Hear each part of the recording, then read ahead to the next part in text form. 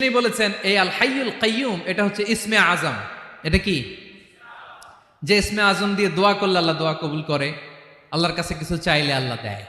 এক সাহাবী দোয়া করতেছে ইয়া হাইয়ু ইয়া কাইয়ুম, বিশ্বনবী বলে এই সাহাবী তো ইসমে আজম দিয়ে দোয়া করতেছে। তাহলে দোয়ার সময় বলবেন ইয়া হাইয়ু ইয়া কাইয়ুম, পারবেন? বলেন ইয়া হাইয়ু ইয়া কাইয়ুম। আল্লাহর এই দুটো নাম ধরে ধরে আল্লাহরে ডাকবেন, তাইলে ওই দোয়া কবুল। পারা যাবে?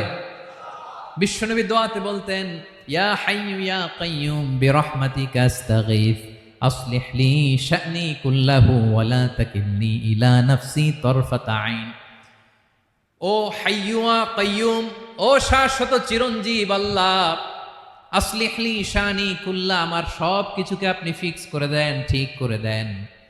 এক পলকের জন্য, এক চোখের পলকের জন্য আমার কোনো কাজ আপনি আমার উপর